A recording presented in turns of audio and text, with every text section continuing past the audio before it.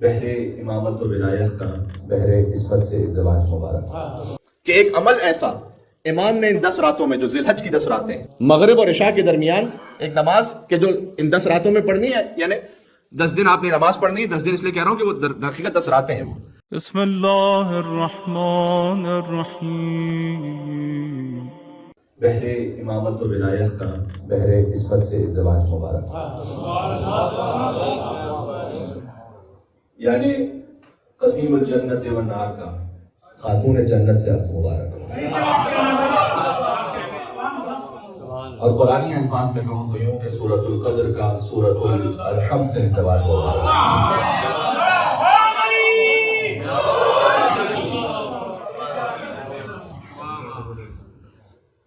مرج البحرین کا جشن ہے اور جن آیات کا انتخاب کیا ان کا تعلق سورہ فجر سے، آیت نمبر 1 سے لے کر 5 تک 89 سورہ ہے، گویا سورہ حسین سے ہم نے ان آیات کو پڑھا ہے، کیونکہ سورہ فجر سورہ امام حسین علیہ السلام ہے، بنص سے صادق آل محمد امام جعفر صادق علیہ السلام۔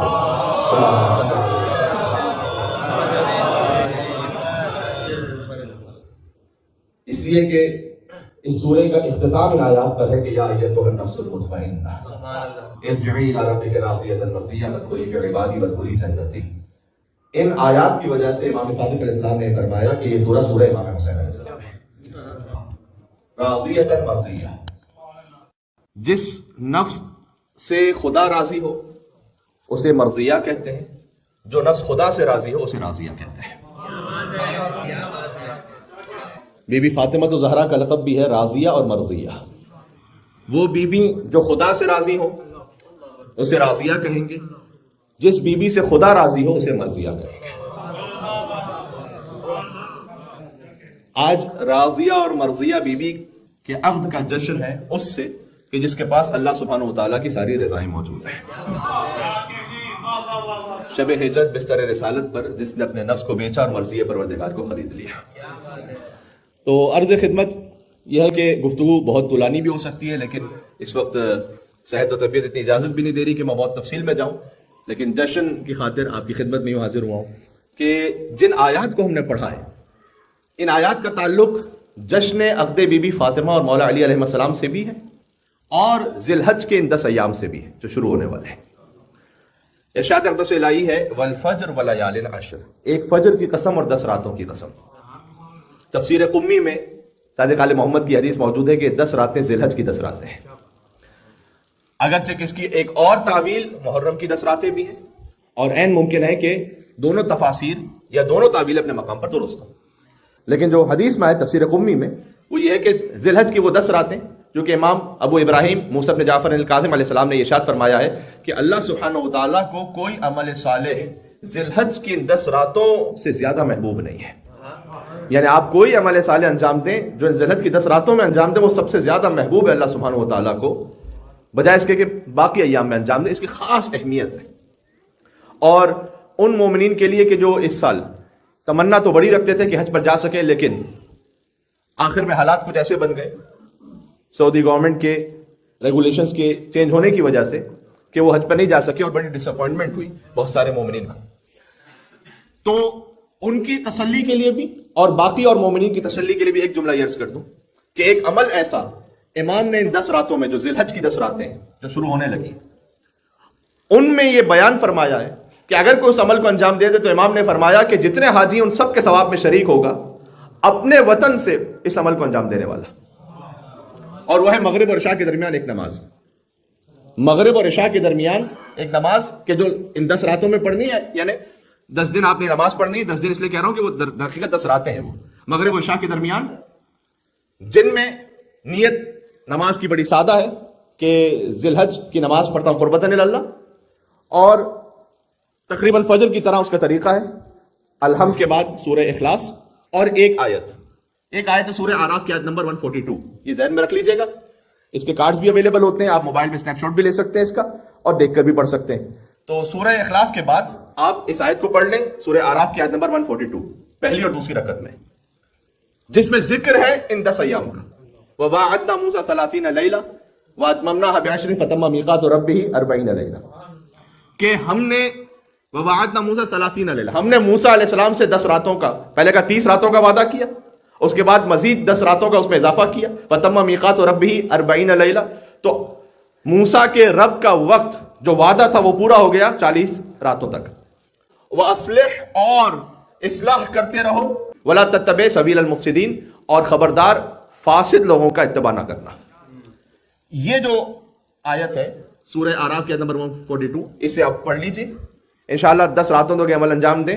امام معصوم کی اس پر گواہی اور سند موجود ہے کہ اللہ سبحانہ و تعالیٰ تمام حاجیوں کے ثواب میں سے شریک کر دے گا. حج قبول ہی اس کا ہوتا ہے کہ جو ولایت کے ساتھ حج انجام دے، ورنہ تو امام معصوم کی حدیث کے مطابق بھیڑ بکریاں ہیں، چوپائے ہیں کہ جو وہاں حاجیوں کی صورت میں موجود ہیں، اگر علی کی ولایت کے ساتھ ہے تو پھر حج مکمل ہے. اس پر بات واضح ہو رہی ہے. اور بلکہ حج پہ جب جاتے ہیں تو حاجی طواف بھی کرتے ہیں، صحیح بھی کرتے ہیں. تو خود آج جو جشن ہے اس جشن کی مناسبت سے جملہ کہہ دوں کہ بی بی کے مہر میں ہے پوری زمین، یہ امام نے فرمایا. پھر فرمایا کہ چونکہ مہر فاطمی ہے پوری زمین یہ، تو من مشا علیہا، جو اس زمین پر چلے مبغضا لہا، لیکن سیدہ سے بغض رکھتا ہوں، وولدہا، یا سیدہ کے بچوں سے بغض رکھتا ہوں، مشا علیہا حرامن، اس کا تو زمین پر چلنا ہی حرام ہے.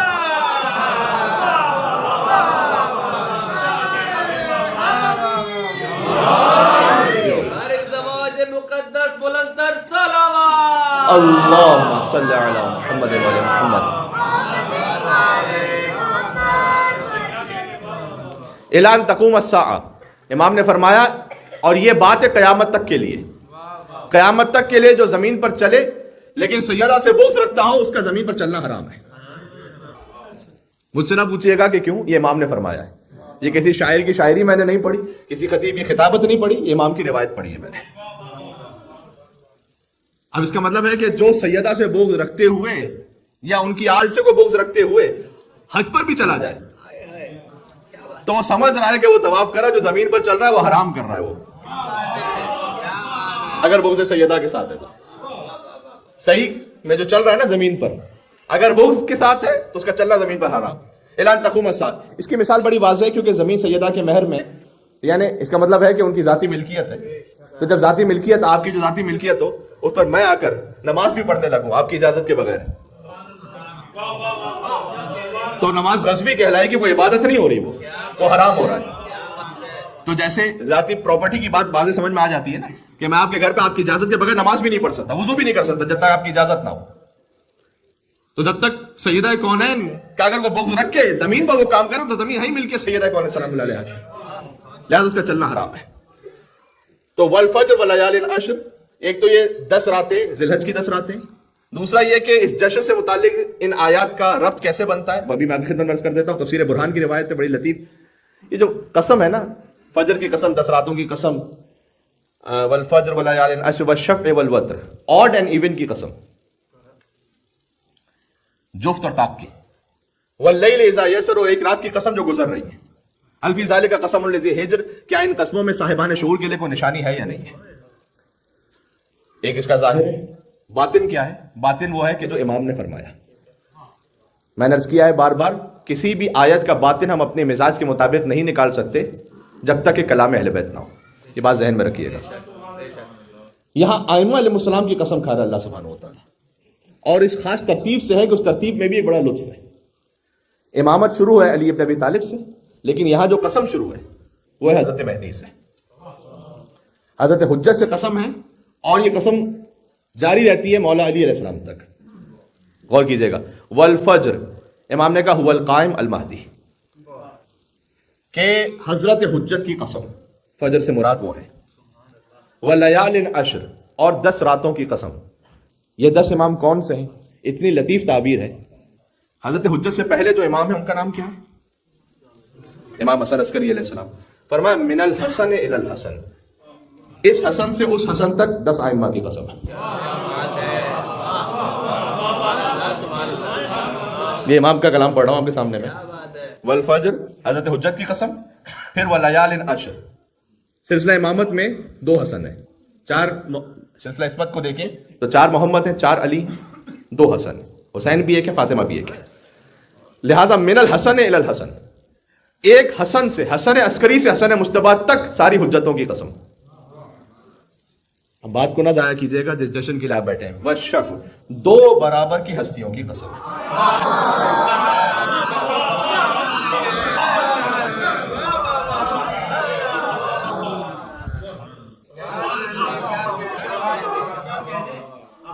اور ایون کو ایون کہتے کیوں ہیں؟ کہ وہ 2 برابر ہیں. 2 برابر کی ہستیوں کی قسم، یعنی علی و زہرا سلام اللہ علیہما کی قسم بنص حدیث معصوم. سبحان اللہ. حضرت حجت کی قسم، حسن سے حسن تک کی قسم، پھر علی و زہرا کی قسم، والشفع والوتر، اور ایک تنہا کی قسم.